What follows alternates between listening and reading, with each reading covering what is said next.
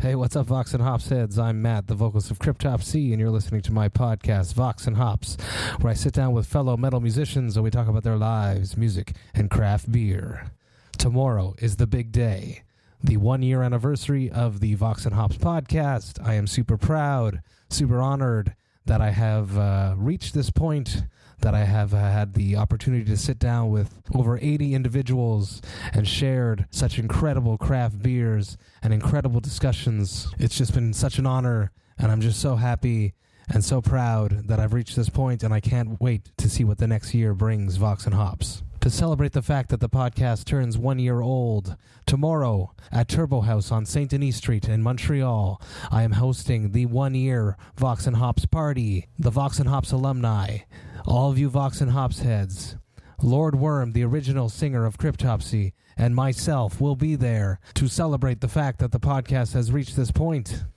For this special event, I will be conducting an interview with Lord Worm. I am so excited to finally sit down and talk to Lord Worm. He is actually one of the original people that I wanted to have a conversation with when I started this podcast. I have so many questions I can't wait to ask Dan Lord Worm Greening. I also just received the very first Vox and Hops branded glassware. This is a 9-ounce tasting glass, the exact style of glass that I like to use when I am at home drinking craft beer. It has the black Vox and Hops logo on it. I'm so excited that I finally received them. I'm sure that you guys have seen the pictures that I posted over the past week and all the great beers that I've been drinking in it. So excited to get these out to all you guys. Also that night, you will be able to taste the very first Vox and Hops collaborative brew, which I made alongside the great people of Microbrasserie Le Fermentor from l'Assomption, Quebec. Over a month ago now, I went to l'Assomption and I helped brew a New England IPA, which we have called Highway to Hops. All of that is available tomorrow. It's happening at Turbo House. It's going to be the Vox and Hops alumni. It's going to be you Vox and Hops heads. It's going to be Lord Worm and myself cheersing with the 9-ounce Vox and Hops branded glassware, drinking Highway to Hops. I'm so excited. You can get your tickets right now. You do not want to miss this event. The link is available in the description of this podcast. Come out, enjoy life, metal, and craft beer with all of us. Today on the podcast, I'm with Vicky Psarakis, the singer of the Agonist. This is Vox and Hops, episode number 80. I warn you, what you are about to hear is very disturbing indeed. Hey, what's up, everybody? Today I'm with Vicky Psarakis, the singer of the Agonist. That is me. We are recording this interview at Saint-Bock on Saint Denis Street in Montreal, Quebec, and I'm very happy to be here with you. You are actually probably the top requested interview for me to have. Seriously. How have you been? Great. You just finished a string of shows. Yes. How did that go? Absolutely fantastic.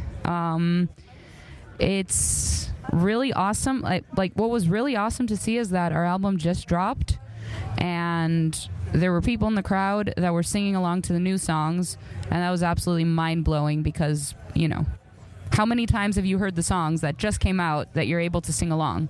So I think that's the first time that that's ever happened since I joined the band, and it was really cool to see. It's always a beautiful, beautiful moment. Absolutely. When people actually know your words and take the time to learn the words. Yes. I have a bit of a harder time with that because it's just guttural grunts. They think they know the words. Actually, that must make it even more rewarding for you. If someone actually does know the words, it's like they put a lot of effort into that. Let's take everyone back into your childhood. You grew up in Greece. Yes and no. I grew up in Chicago and then I moved to Greece. Okay. What was the soundtrack to your youth?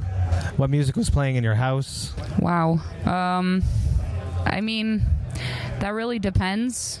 I'm not from a musical family at all. So my parents were always kind of like, whatever is on the radio, background, you know, not really into it. I remember, you know, I was an 80s kid, early 90s kid, I guess.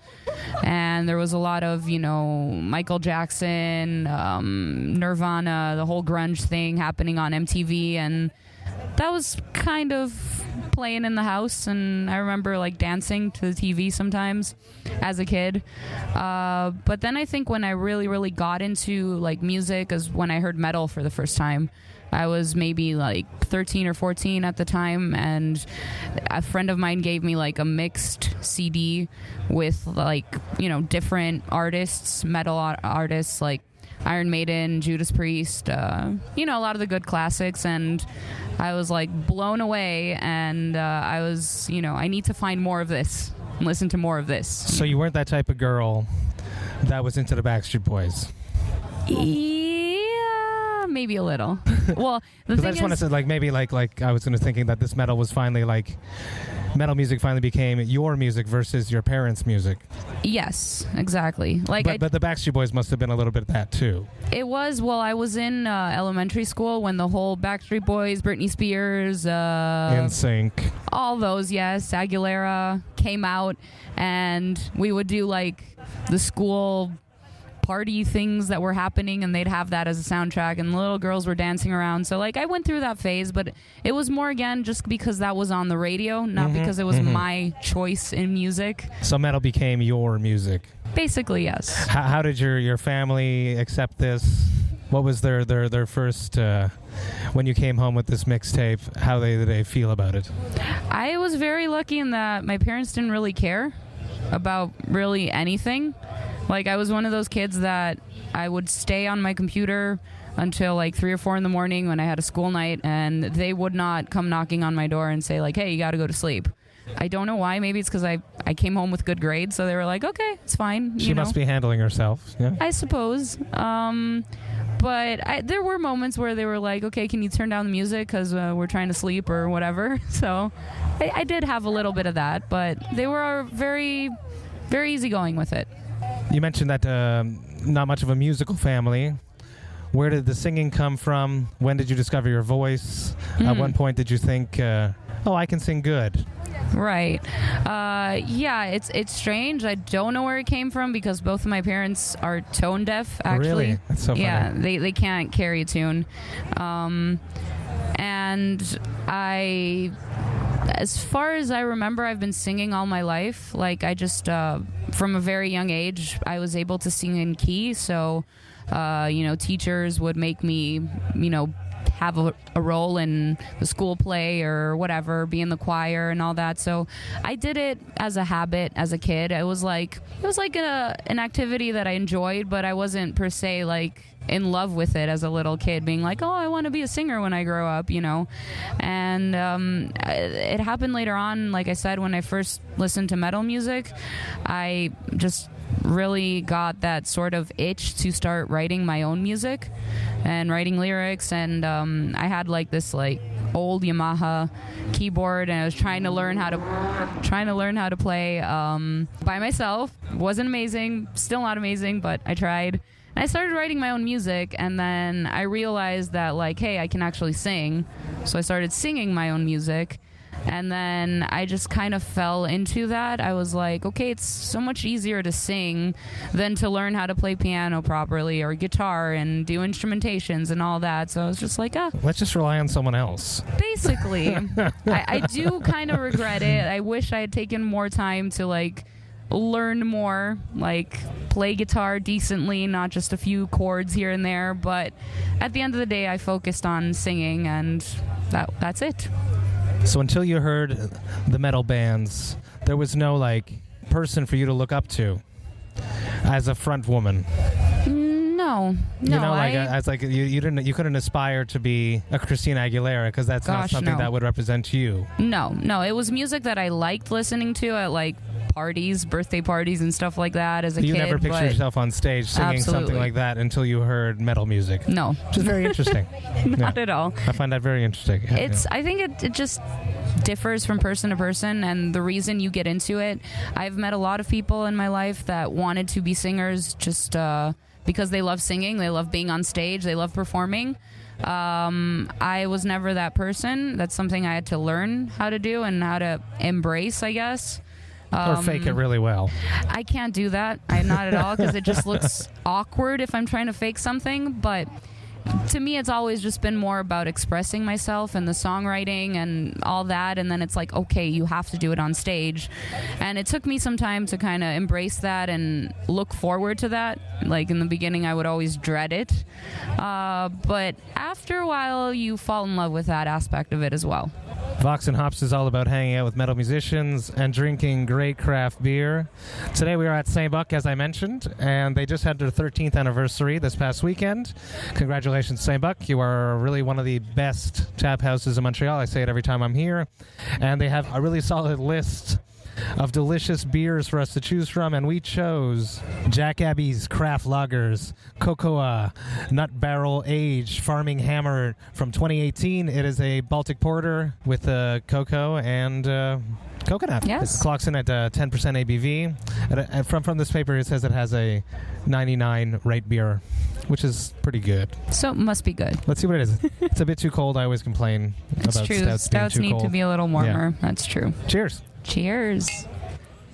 It smells sweet. It's going to be a desserty type stout. It's very desserty. So delicious. You don't even taste the alcohol. Ooh, yes. Yeah. It's almost So a bit good. sour. It had a sweet kick, and then after the sweet kick came the sour kick. Yeah, it's interesting. Very Very good. interesting. I like it. Me too. Let's do another one. Let's talk about craft beer. Are you a craft beer enthusiast? I am. Not as much as yourself, but I You don't try. have a podcast about it, you know? I don't have a podcast, and I'm on Untapped, and I think I've logged in like maybe 50 beers or something. I think that's more than me. I started and I was like, this is too... I have no time for this. That's true. I definitely have tried more beers than that, but it's just... I don't pull out my phone right away, you know, I'm like, let me rate it now, so I forget. What would be... Do you remember your first experience with alcohol? A beer specifically. My first experience with beer, yes. I hated it. I mean, I was like 12 or 13, and I had my first, I believe it was a Heineken, because I was in Greece, and Heineken is a big beer in Greece. It's kind of like the equivalent of, I don't know, Budweiser in the States. So I took a sip, and I was like, oof, why do people drink this? I don't understand. But I was a kid, right? I know a lot of people didn't like their first beer. Did you like your first beer? I did not. It was a warm, I've said it on the podcast before, a warm Lucky Lager, which is a discontinued brewery up here in Canada. It was horrible. Well, there you go. Not as horrible as the next mornings that we had. We had no more milk to make cereal, so we used beer. Ooh. Warm beer in the cereal the next morning. Great party at Casey Barnaby Brown's house. Shout out if you're listening. Oh, boy. What would be the first beer that you drank, craft beer, that sort of opened your eyes and said, oh, beers can be interesting? Oh, man. I really don't remember, like, which brewery it was. Like, I remember when I first came to Montreal, I joined the Agonist. It was in 2014, and that was sort of the beginning of the whole craft beer sensation, but not too much. Like, I remember the band was really on St. Ambroise. Yes. And at that point, everyone was like, this is the best beer ever, you know? So, and it was. I tried St. Ambroise, and I was like, oh, this is really good beer. It's much better than anything I've ever had. But, you know, fast forward to today, most people don't feel the same way anymore because it expanded so much. And so did their palates. Yes. The palates expand, the options expand, so many breweries, different types of beers. It's hard to keep up, really. As you were ordering the beers today, I said, what style of beers do you like? And you mentioned that you enjoyed sours and stouts. Let's talk about that. Mm-hmm. You go out and you're at a bar, you don't have to drive. What is your typical beer drinking night? So it's really simple. I enjoy stouts in the winter, and I enjoy sours in the summer, basically. What kind of sours? The more fruity style, the more barrelly aged ones? Honestly, all of them. I will prefer the fruity ones, let's say, if it's like a very hot day and we're just sitting on a terrace or at the beach or whatever. It just goes down so nicely, you know. But I don't believe I've ever had a sour where I'm just like, oh, I can't do it, you know. Like, obviously I've liked some more than others, but yeah, they're all good. If the Agonist were to ever make their own craft beer in collaboration with a brewery, what style beer would that be, and what would be the name of the beer? So that's hard because I really like stouts. Danny likes stouts as well. I think Kels is sort of into stouts too. But then everyone else, aside from me in the band, is really into IPAs. I'm getting there. I'm not there yet. I do enjoy the milkshake IPAs a lot. But I can't really do like the double, triple, super hoppy IPAs. Like, that's not for me. But then they really enjoy it, so make it for yourself. It's a stout. Yes, it's a stout if it's me, and coffee tasting stout. Yes. I like my coffee and I like my beer, and I like them both together. Call it Orphans in the morning. Wow. That is a coffee stout. That is so dark and beautiful at the same time. Let's go back to when you started your YouTube channel. Having spoken with Danny, I knew that he sort of discovered you through scouring internet and found you did a cover of the Agonist. Let's talk about how you started doing those covers. What state of mind were you in while you started doing that? It was really simple. The reason I started doing covers was because I did the whole attempt back in Greece to try to either create my own band or find a band, and it wasn't really working. Like, the bands out there that wanted a female vocalist were more in like the symphonic sort of gothic style that is really not my thing at all. And which is funny because you end up touring with them all the time. It is kind of funny, yes. No disrespect to the other bands. Yeah. No, it's a personal taste. It's just I did the whole like opera singing thing for a bit, and I can still do it, but it's not what I prefer vocally. Like, I wanted something more modern with like a rock edge to it and everything, and there were like no bands like that in Greece that wanted a female singer. And I kind of tried doing my own like projects and stuff like that, but it was really hard to find, you know, people dedicated and willing to, you know, put themselves in it like 100% financially and time-wise and all that. So I was like, okay, this isn't working. What else can I do? And I just started doing covers because, you know, you find an instrumental online, you just put your voice over it, mix it, film video, boom, it's up there. It's not a lot of work to it. And in the back of my head, I was like, maybe someone will see it and maybe I'll get picked up. You'll be like that guy from Journey. Yes. I actually didn't expect it, though. It was just like, you know, wishful thinking. But then it actually happened, and I was like, oh, okay. It's pretty cool. What was that moment like? You got an email? You got a phone call? How did that go down?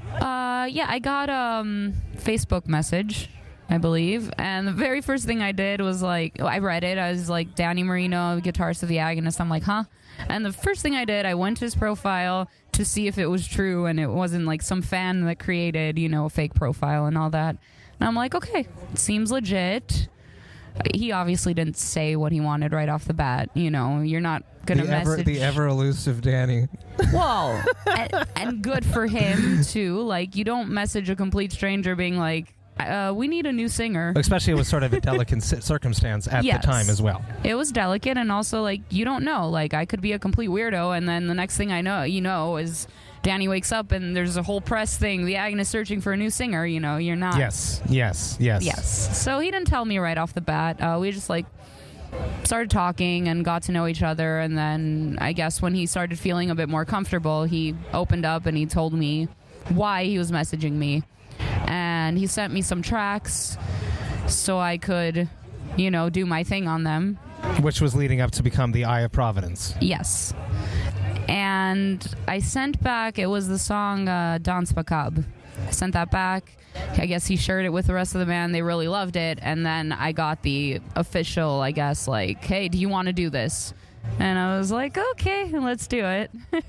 It's almost crazy that had you not moved to Greece, it might have hypothetically been easier for you to find a project to work with in Chicago, because it's sort of like a mecca for musicians. Yeah. You might have found that band that you were looking for, and you would have never created Exactly. this YouTube channel, and Yes. you would have never made that cover. Yes. Or maybe I would have never even gotten into metal, right? Because maybe there wouldn't have been that person to give me a mixed CD back then. Hey, listen to this. That's true. And That's in true. Chicago, like, all the radio stations are like very hip hop oriented. So maybe I would be dancing in a club right now, you know. And Not wasting your time with me.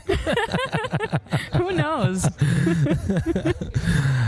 I know that last year was hard. You guys recorded Orphans over a year ago, finished it over a year ago at this point. Mm-hmm. Let's talk about this past year. You guys were almost in limbo. What was your mindset throughout that year? It was hard. I'm not going to lie. It was especially hard because there was nothing else going on. Like, we did, I think right after recording the album, we went to Japan, and then we had a show, well, 2 shows in Peru.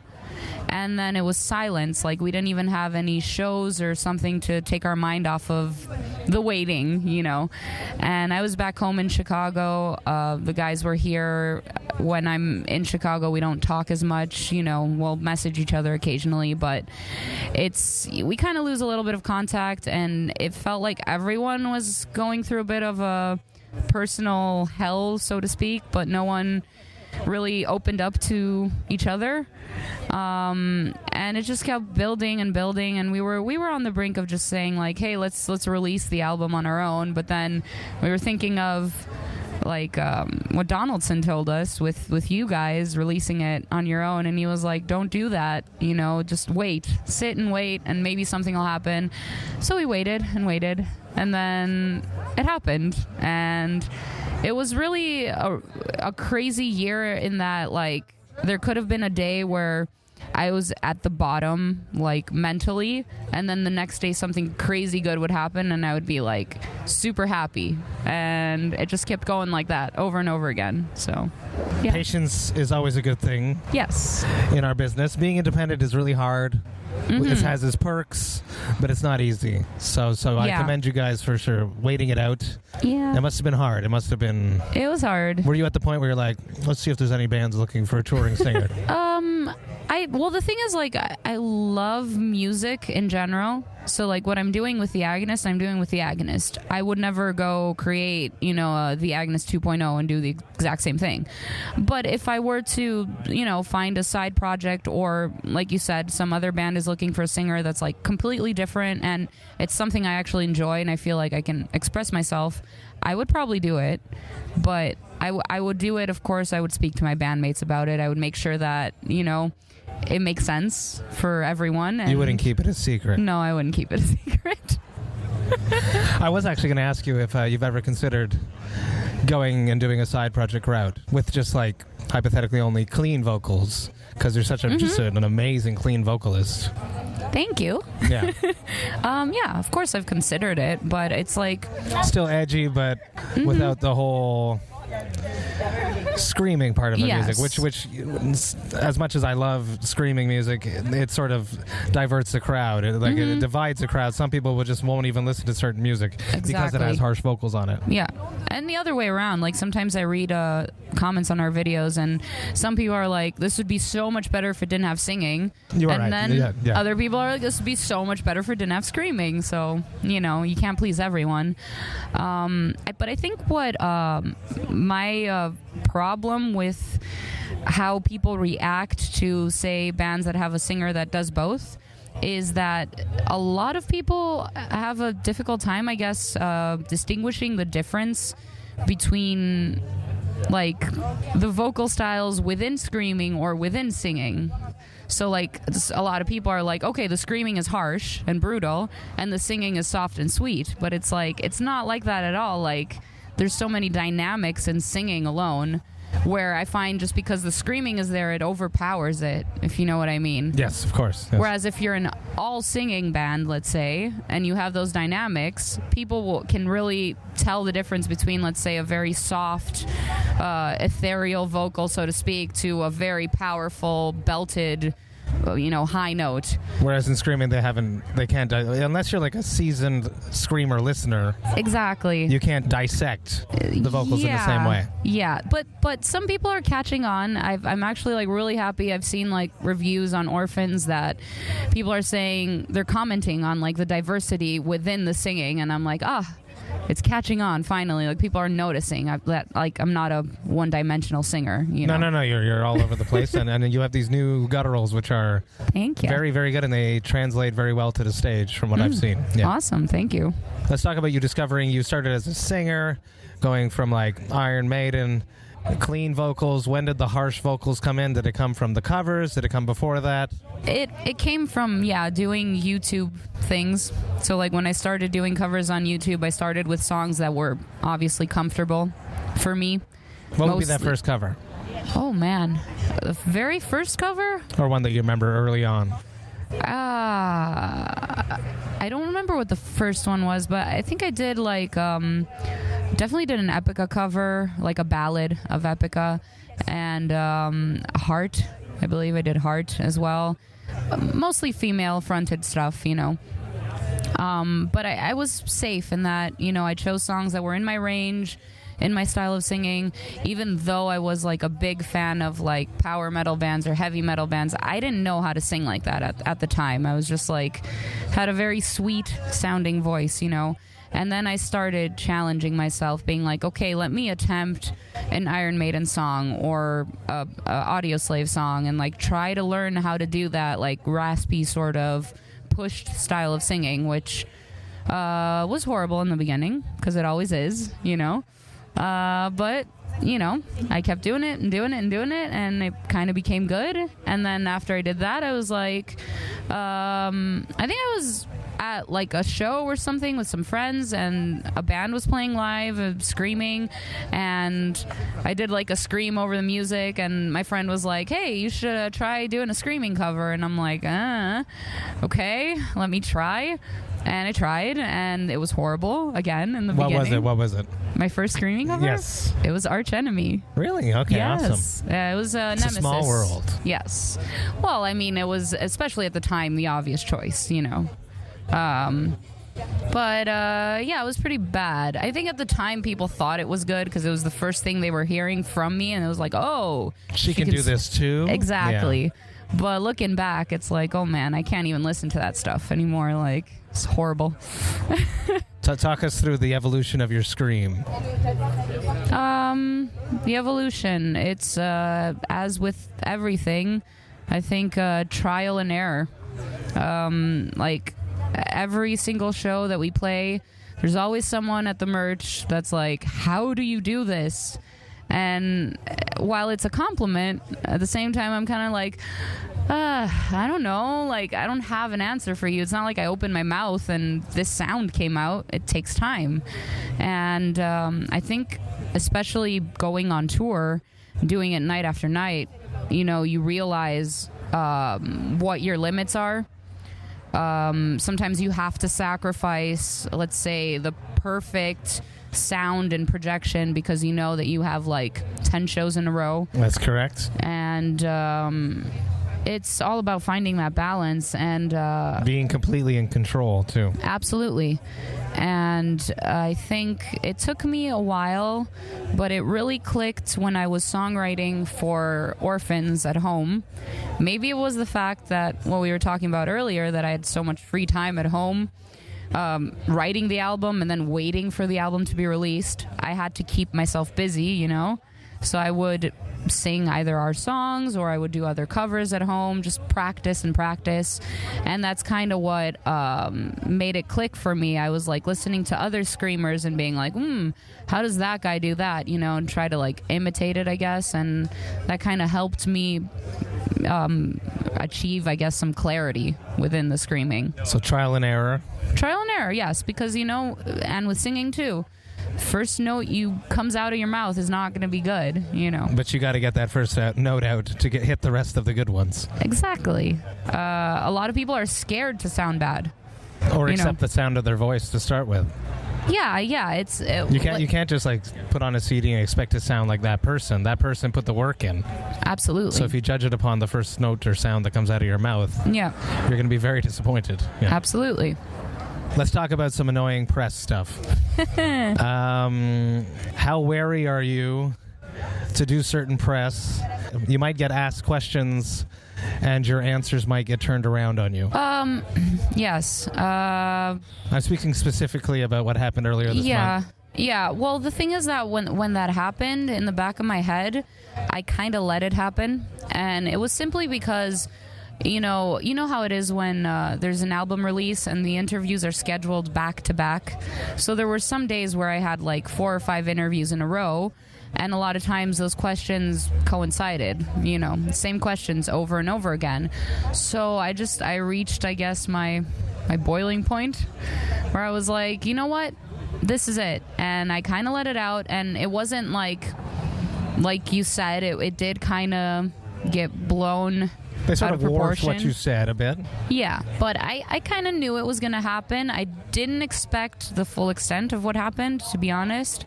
And it wasn't my intention. It was just more like, I've been in the band for 5 years. Every single time anything remotely close to that is brought up, I just like shut down and don't say anything or avoid or redirect. And I just reached that point where it's like, I'm done, and I just let it out. And in the moment, it felt really good. It actually felt good afterwards, too. It just felt like, I can breathe again. And it also, because of course I got asked afterwards from other medias. Yes. Just like you're asking me now, I guess. But it felt good in that I didn't feel that need anymore to talk about it anymore. It's like, well, it's out there. Anyone can go and read it if they want, And did you read the response from the other side? Yes. And how did you feel about that? How did I feel? It felt a bit underwhelmed. I was not anticipating it. I wasn't anticipating a response at all, to be honest. I thought it would just, let it die down. And then I read the response and I was like, okay. They responded. And would you take her up on that offer and have a phone call with Elisa? Sure. If she really wanted to, I'm here. I think it'd be cool. I've said it on every podcast. I've had Kels, I've had Danny, I've had Simon, and I've said you guys are both in better places. Absolutely. You're both happy. Yeah. Everyone should just move on and get on with each their own project. Absolutely. And just let everyone be happy, because everyone is happy. Yeah. I mean, that's exactly how I feel, and it's always been a bit weird for me in that, obviously they have some beef. They were in a band together for 10 years or so. But I'm just like, well, not anymore, but I was the new girl. I would just love to come to that point where the Agonist is playing Whackin'. Right. And she walks up and does a guest with you guys, Yeah. I would love to see that happen. I think the rest of the metal community would like to see it as well. Yeah, I'm sure it would be appreciated. But yeah, on my end, I'm totally okay.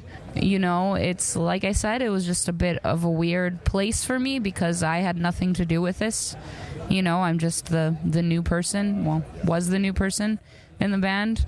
And if it wasn't me, it would be someone else. So I felt a bit like, why am I caught up in the middle of all this, So obviously, if something good were to happen, why not let it happen? If you could travel back in time, be on one tour again that you have done, what would that tour be? It's a hard question. I think my favorite tour that I did with the band was probably the Epica, Flesh God Apocalypse, Arcona tour. That was a really good tour. Is there a band out there that you haven't toured with that you would just absolutely love to share the stage with? Well, we are touring with Ginger soon, so there's that. That I think is a really fitting tour. I know it's going to be a lot of fun. And then in terms of just like, personal favorites, not necessarily the best match band-wise. There's like bands I look up to like Opeth or Gojira or... It's a lot of bands. It was funny. I actually, now that you mentioned that, I saw a tweet today, and our album came out the same day as the As I Lay Dying album. It did. Yeah, and I saw someone was like, "Hey, as I lay dying, why don't you take the Agonist out on tour?" So that was kind of cool to see. It's like, oh, I think that might be a fitting tour as well. But yeah, I don't know. It's my personal favorites aren't always necessarily the best fit for the band. Business-wise, absolutely. Exactly. Yeah. Like, the Agonist could tour with Cryptopsy. That would be a fun tour. We would all have fun. For us, but the fans, yes. I don't know if they'd get along. I think I would have to do the whole set in my low growls. Or I'd have to do my whole set in cleans. No, man. We could both do it. That'd be interesting. Vicky, thank you so much. Coming with me, having a pint at Saint-Bock on St. Denis Street. I really, really appreciate it. Cheers. My pleasure. Cheers. Hey, thank you all so much for listening right to the end.